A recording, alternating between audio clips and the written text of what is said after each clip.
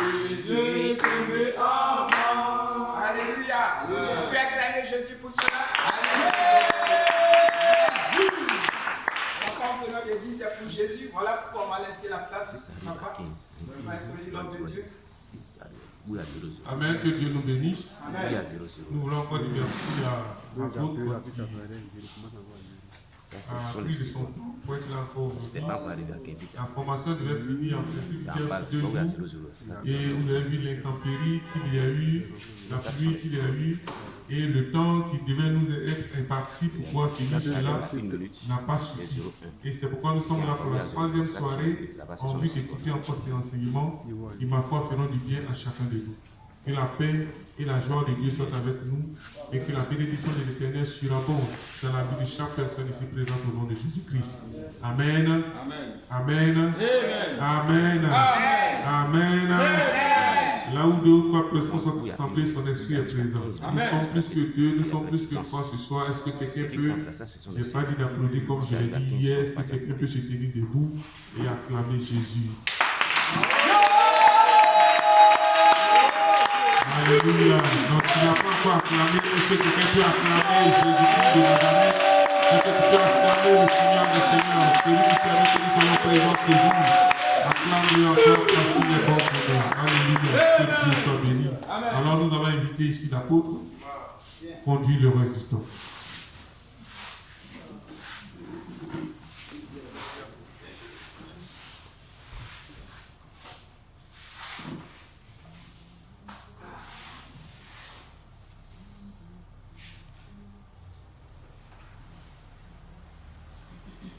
Amen.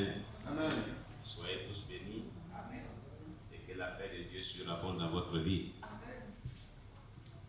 Alors, chers bien-aimés, nous nous retrouvons encore une fois de plus pour la suite de notre séminaire. Séminaire intitulé Un leader en bonne santé, c'est le succès de l'Église assuré. Amen. Voilà, un leader en bonne santé, c'est le succès de l'Église assuré. Pourquoi ce thème? Parce que plusieurs assemblées chrétiennes, plusieurs leaders n'ont pas de succès dans l'exercice de leur ministère. Et l'Église, en réalité, n'est pas en train de faire des progrès. Et quand on voit l'assemblée, on voit généralement des assemblées chrétiennes où il y a beaucoup de monde, on dit l'Église prospère, l'Église évolue, l'Église est en train de grandir. Ah, cette Église-là est en train de réussir. Mais quand on examine bien tous les éléments nécessaires que Dieu rassemble pour qu'une église évolue, pour qu'on appelle une église qui réussit à sa vocation, on voit que ce n'est pas ce que Dieu veut en tant que tel. C'est l'exemple qu'on a vu hier. On appelle l'examen de nos assemblées chrétiennes. Vous avez vu? Vous pouvez avoir une assemblée chrétienne qui regorge beaucoup de monde. Vous pouvez avoir 300 membres, 500 membres, même 1000 membres. Mais le standard qui atteste que l'église là est en train d'accomplir la volonté de Dieu, est en train d'évoluer selon le plan réel de Dieu. C'est ce qu'on a vu hier dans l'examen de notre assemblée chrétienne.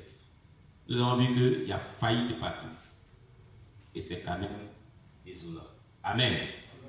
Parce que le travail en tant que tel que Dieu a confié à ses leaders n'est pas bien fait. Souvent, ce n'est pas la cause du leader lui-même, c'est la cause du leader. Et souvent, ça peut être la cause du leader lui-même. Voilà.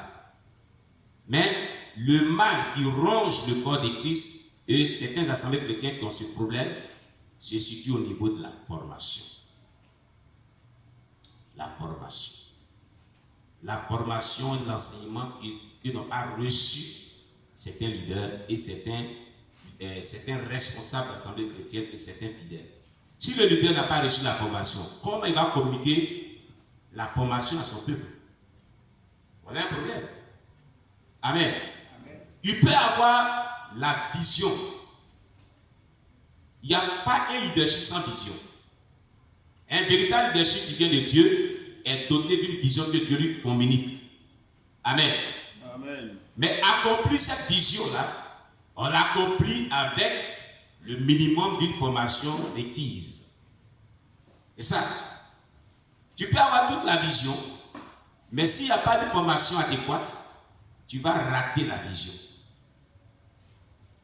que Dieu t'accorde. D'où vient la nécessité de la formation. Quand Osée 4, verset 6 nous dit, par manque de connaissance, mon peuple est détruit, c'est une réalité véritable. Amen. C'est une vérité qui est vraiment tangible, qu'on constate dans le corps de Christ. Malheureusement, cette réalité-là, elle est dans le corps de Christ. Vraiment malheureusement. On lit souvent ce texte, mais on ne lit pas la suite. Quelqu'un peut nous lire Osée 4, verset 6. Quelqu'un peut nous lire Osée chapitre 4, verset 6. Vous allez voir ce qui est dit. Amen. Quand on lit bien ce texte. Amen. Osée chapitre 4, verset 6. Les conséquences du manque de connaissances. Vous allez voir ce que cela donne. Osée Chapitre 4, verset 6. Osée chapitre 4, Le verset 6. verset 6. Oui. Je lis la parole du Seigneur. Amen. Mon peuple est détruit Mon peuple est détruit parce qu'il lui manque la connaissance. parce qu'il lui manque la connaissance. Puisque tu as rejeté la connaissance, Puisque tu as rejeté la connaissance, je te rejetterai. je te rejetterai Et tu seras dépouillé de mon sacerdoce. et tu seras dépouillé de mon sacerdoce. Tu as oublié la loi de ton Dieu. Tu as oublié la loi de ton Dieu. J'oublierai aussi tes enfants. J'oublierai aussi tes enfants. On se dit toujours, mon peuple est détruit parce qu'il manque de connaissances. On ne lit pas en bas. Les conséquences sont tellement tangibles et tellement puissantes en bas. Puisque tu as rejeté la connaissance, je te rejetterai aussi de mon sacerdoce. Plusieurs leaders rejettent la formation, rejettent la connaissance au travers de la formation. Dieu dit, il va les rejeter de son sacerdoce. Le sacerdoce, c'est quoi? C'est le service de Dieu. Ce qui veut dire qu'il ne peut pas avoir servi de Dieu sans connaissance. Vous comprenez cela? Si Dieu vous appelle, il faut un minimum de connaissances pour le servir. Il faut un minimum de formation pour le servir. Les conséquences est que si tu rejettes la connaissance, tu seras rejeté toi aussi du sacerdoce de Dieu. Puisque tu as oublié la loi qu'on appelle la parole de Dieu, qu'on appelle la connaissance de Dieu, Dieu va oublier aussi tes descendants, tes enfants. Et bien comprendre la gravité de la chose. C'est choquant. Ça veut dire que Dieu tient beaucoup à la connaissance de sa parole. Dieu, il tient beaucoup à la connaissance de sa parole. Et il voudrait que ses serviteurs n'ignorent pas certains éléments qui sont élémentaires pour pouvoir servir Dieu en tant que tel. Amen. Amen. Où est la gravité de la chose? On peut avoir la connaissance et on peut ne pas réaliser la vision que Dieu nous a donnée aussi. Il y a aussi cela. Parce qu'il y a certains qui ont la connaissance, mais qui ont besoin de certaines directives, qui ont besoin d'être vraiment ce qu'on appelle coachés. Amen. Ouais, coaching. Amen. Voilà. Pour réaliser cette vision. Une vision qu'on a, la connaissance qu'on a adéquate à cette vision, il faut un coaching. Il faut des personnes expérimentées qui ont vécu l'enseignement que tu as reçu pour t'aider vraiment à l'appliquer à certains niveaux. Regardez, on a vu la progression des assemblées chrétiennes. N'est-ce pas? Qui a retrouvé son assemblée chrétienne parmi les 5 phases de progression de l'assemblée chrétienne? Qui a reconnu où son assemblée chrétienne se retrouve? On a vu l'église débutante, n'est-ce pas? On va répondre. Amen. L'église jeune, et puis l'église immature, et puis l'église apprenante et l'église en progression. N'est-ce pas? Ces 5 phases d'église là, tout ce qu'on a expliqué hier, où ton assemblée chrétienne se retrouve? Oui, le serviteur de Dieu. Moi, je suis au niveau de l'église immature. Immature. Voilà. L'église immature. Qui d'autre encore? Il sait au moins où se trouve son assemblée chrétienne. Jeune église. Voilà. C'est déjà très bon. Amen. Qui a encore d'autres?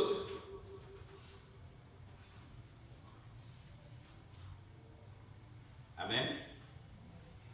Voilà. Donc, quand on voit tout cela, alléluia, il y a ce que nous devons comprendre. Amen, amen. Voilà. Il y a ce que nous devons comprendre en voyant tout ce que nous avons vu hier, qui est très, très, très important. Si nous ne comprenons pas comment remédier à tout ce que nous venons de voir, et c'est ce que nous allons voir aujourd'hui, le remède d'une église et d'un leader qui est malade et d'une assemblée qui est malade. Amen. Après l'examen de tout ce qu'on a vu depuis avant-hier et hier, on a vu que nos assemblées chrétiennes sont malades. Amen. Et nous avons vu que nos leaders sont aussi malades. Amen. Amen. Maintenant, pour remédier à cela,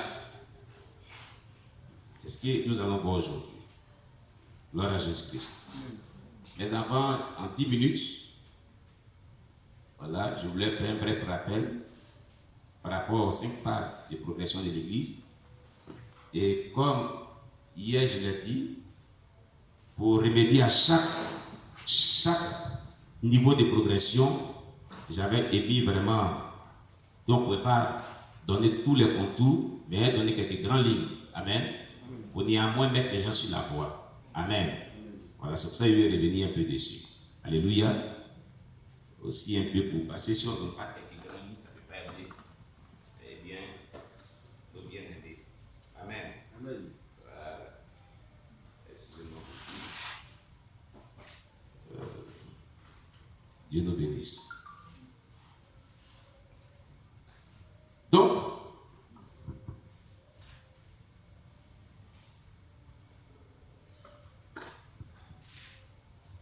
on avait vu donc,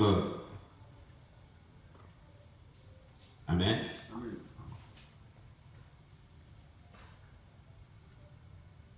Qui peut nous lire ce qu'il a noté par rapport à ces 5 phases de progression de l'Église là?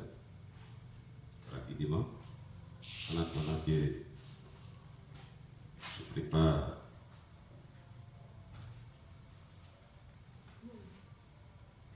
Amen. Oui. Donc, la première phase, on a dit église débutante.